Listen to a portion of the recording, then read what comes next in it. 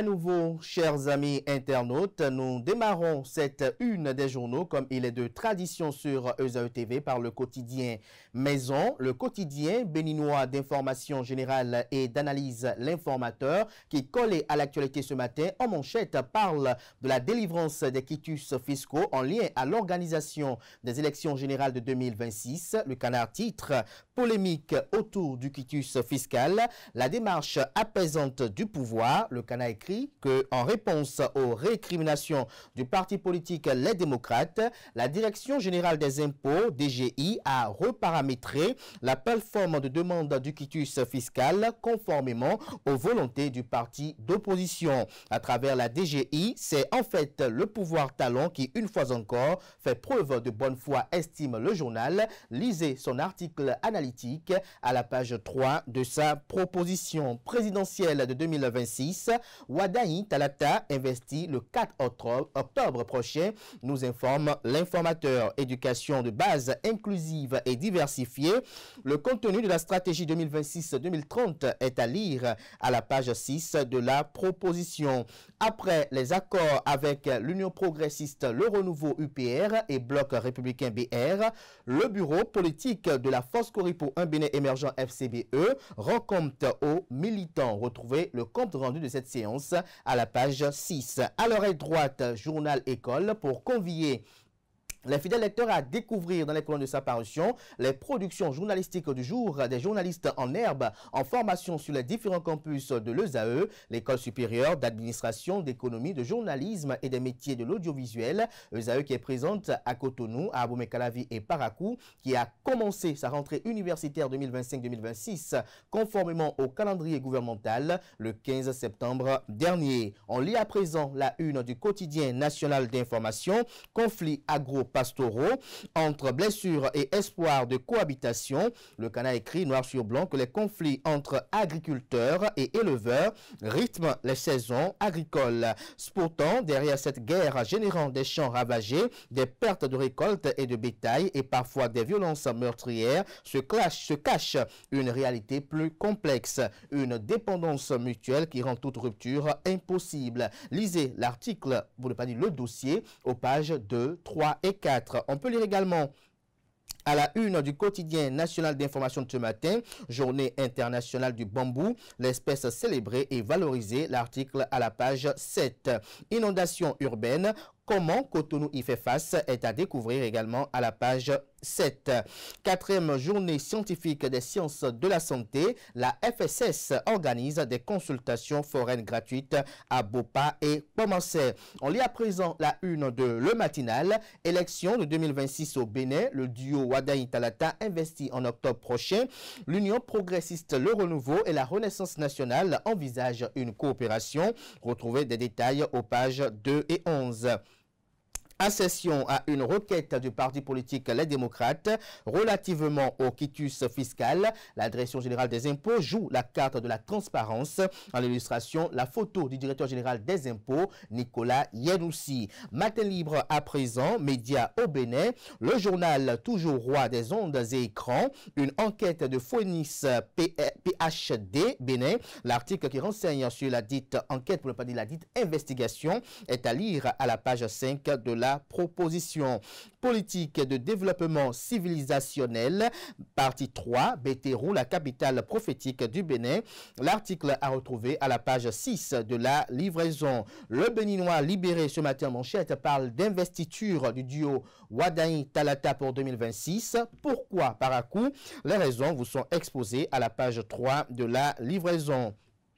Architecture de paix, le Bénin s'affirme comme médiateur dans la sous-région, communique le Béninois libéré. Le potentiel ce matin en manchette, enquête dans une affaire de mauvaise gestion de la caisse secours des forces de la police républicaine. Flics en prison, flics en cavale, des officiers sur la braise. Le directeur général de la police républicaine, Brice Kokou Aloanou, frappe là où ça fait mal avec efficacité. De quoi parle le Canard? Lisez son article à la page page 3 pour mieux comprendre. Décès du deuxième vice-président du Conseil économique et social, Éric Rondeté, rend hommage à Emmanuel Golou, le patriote et homme de charité. Emmanuel Golou sera inhumé demain, samedi 20 septembre 2025, nous informe Le Potentiel à travers son deuxième de titre à la une. On peut lire également à la une de Le Potentiel de ce matin: obtention du quitus fiscal en ligne. La Direction générale des impôts modifie sa plateforme après une requête du parti politique Les Démocrates. Retrouvez des précisions à la page 9 de la livraison. L'hebdomadaire catholique La Croix du Bénin, cette semaine, titre en manchette: archidiocèse de Cotonou, diocèse de Porto Novo, action de grâce pour 70 ans de création. En illustration, vous avez d'une part les prêtres de retour de la messe de clôture des 70 ans de l'archidiocèse de Cotonou à la cathédrale Notre-Dame de Miséricorde le 14 septembre 2025. Et de l'autre côté, Monseigneur Aristide Gonzalo qui offre le saint sacrifice en présence des fidèles de Christ à la cathédrale Notre-Dame de l'Immaculée Conception. Retrouvez des précisions à travers des articles aux pages 4 et 7. On peut lire également à la une de l'hebdomadaire catholique La Croix du Bénin qui est commercialisé à 300 francs CFA. Direction nationale de l'enseignement catholique, lancement de l'année scolaire à Dassazoumé. Retrouvez des précisions à la page 2. Religieux Camillien, la province du Bénin-Togo s'agrandit. L'article à la page 10.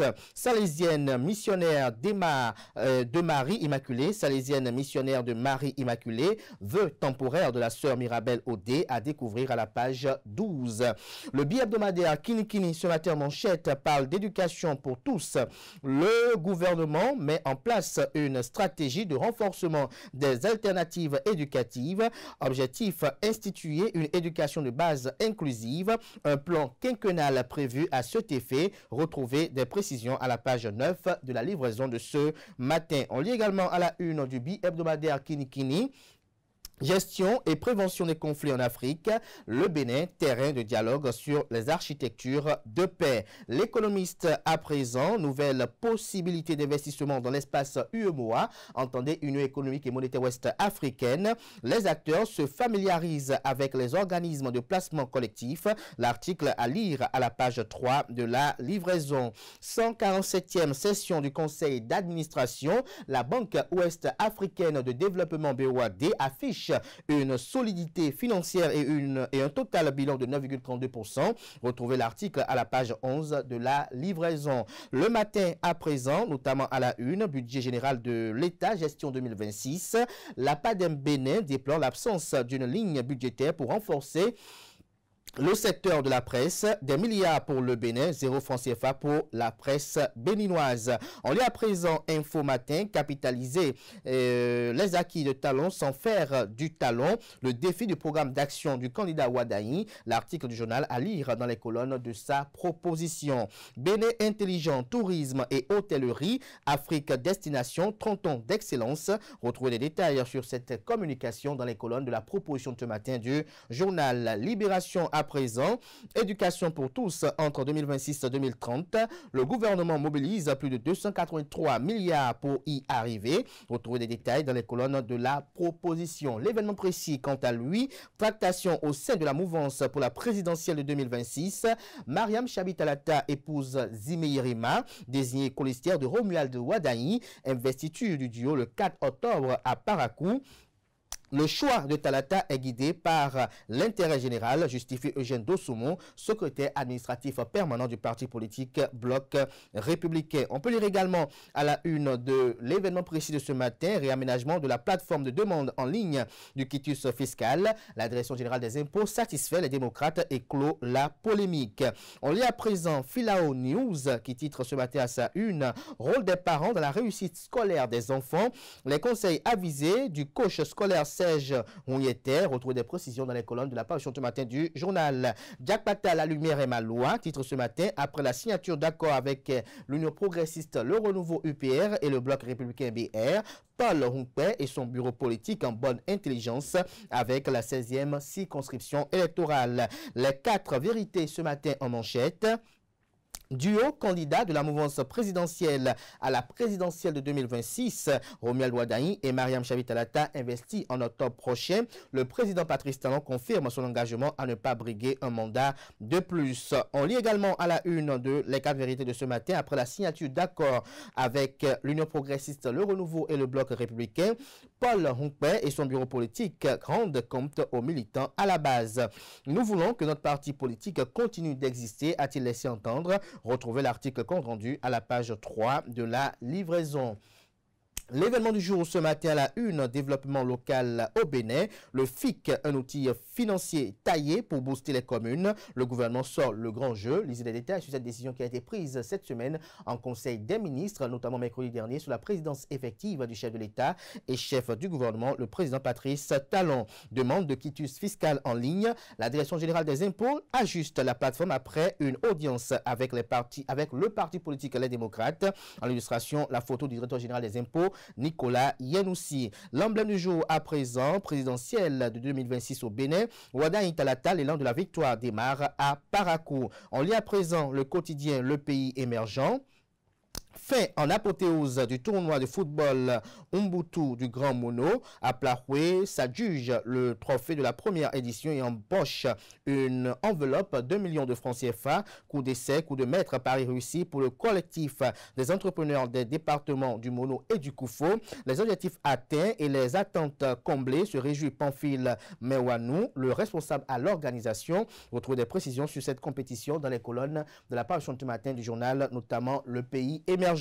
Du Pays émergent, on émerge dans cette une des journaux avec le Télégramme qui ce matin à sa une communique en manchette le mariage Union progressiste, le Renouveau, Bloc républicain et Force Corée pour un Bénin émergent pour le pouvoir en 2026. L'honorable Zéphirin Kendiaoundé apprécie l'éventuelle candidature de Camille Seba. Le béton armé s'en moque et opine. Retrouve des détails sur cette tribune, notamment dans les colonnes de la page du journal, notamment à la page 3 de sa livraison. Signature suite à la demande du parti politique Les Démocrates, la mention obligatoire du type d'élection de la plateforme pour la délivrance du quitus fiscal levée, nous précise le Télégramme ce matin à sa une. Décryptage info également avec cette actualité en lien avec cette initiative salvatrice de la Direction générale des impôts. Titre en manchette, administration fiscale béninoise. La Direction générale des impôts opte pour la dématérialisation des timbres fiscaux et de l'enregistrement des actes. On peut lire également à la une de décryptage info de ce matin, 147e session ordinaire du conseil d'administration. Le total bilan de la Banque ouest africaine de développement BOAD croît de 9,32%. On lit à présent la une de la boussole présidentielle de 2026. Yahi n'attend que les quitus fiscaux pour dévoiler le duo Les Démocrates. Le grand jury à présent. Quitus fiscal, le parti politique Les Démocrates convainc la Direction générale des impôts, la plateforme reparamétrée. Le quotidien L'Observateur ce matin à sa une, élection générale de 2026, conseiller et cadre de la Cour constitutionnelle outillé. Retrouvez des précisions à la page 5. Le Soleil Bénin Info pour l'élection de Romuald Wardani, candidat désigné de la mouvance présidentielle de 2026. Le mouvement Waro affûte ses armes. Le coordonnateur Serge Dossuovo dans une opération de mobilisation générale des Béninois pour se creuser. Wardani incarne plus que jamais l'espoir. On lit à présent le quotidien Le Patriote pour conclure. Situation autant pour moi des aspirants au métier d'enseignant AME, la mouvance peine à convaincre. En illustration, les photos de Joseph Djogbenou, président du parti politique Union progressiste Le Renouveau, ancien président de la Cour constitutionnelle, ancien ministre Garderso. Vous avez la photo également de la vice-présidente de la République, Mariam Chabi Talata, épouse Zime Yerima, qui est également haute responsable du parti politique Union progressiste Le Renouveau. Et vous avez Wilfried Nyangoumedi, qui est porte-parole du gouvernement, secrétaire général adjoint du gouvernement, de quoi parle le Canard. Lisez son article à la page 3 pour mieux comprendre. Ce sera tout pour la une des journaux. Merci de votre aimable attention. N'oubliez pas que les quotidiens sont disponibles en ligne, également accessibles en ligne pour ceux d'entre eux disposant de sites internet.